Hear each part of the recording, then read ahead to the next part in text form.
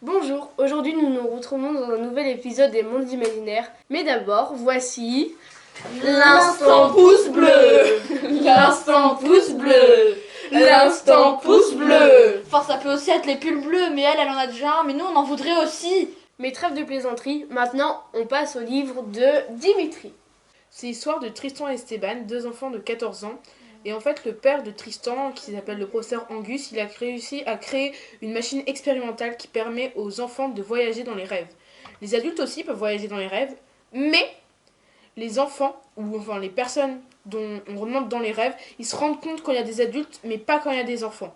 Donc du coup, ça va être Tristan et Esteban qui vont rentrer dans les rêves des enfants ou des adultes. Alors, du coup, ils vont rentrer dans le rêve de Sarah, une jeune fille de 14 ans elle aussi, et ils vont devoir en terrasser l'origine du rêve, pourquoi est-ce qu'elle fait ce rêve, et pourquoi est-ce que ça la réveille, du coup ça l'embête vachement, et ils vont se rendre compte que Sarah, elle est quand même particulière. Elle a quelque chose qui fait qu'elle est... C'est comme un mystère, elle est mystérieuse. Parce que, et en fait, on se rend compte qu'elle est dans la même situation que Esteban. Parce que Esteban, c'est pas le fils génétique du professeur Angus. Il l'a trouvé il y a 3 ans. Parce qu'en fait, Esteban, il est retrouvé dans la forêt amnésique. Et Sarah aussi a la même date qu'Esteban. Et voilà. Merci Dimitri, qu'as-tu pensé de ce livre? J'ai pensé que c'était vraiment un livre qui était vraiment sympa. Parce que les personnages ils sont vraiment travaillés.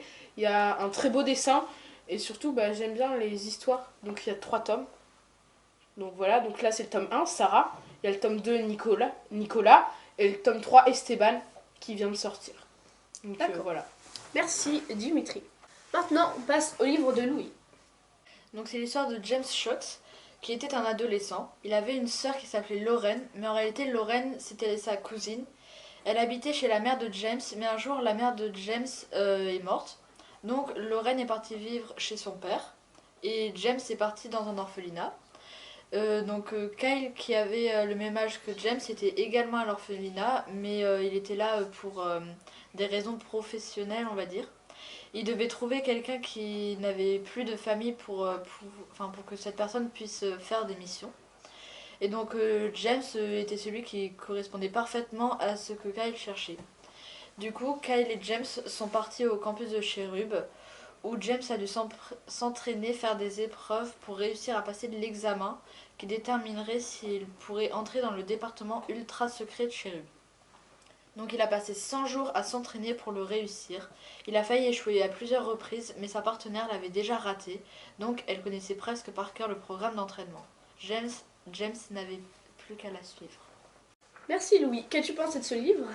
J'ai vraiment bien aimé parce qu'il y avait de l'action, c'était sympa. Merci. Merci d'avoir regardé cette vidéo et n'hésitez pas à liker, Partagez Et abonnez-vous! Salut!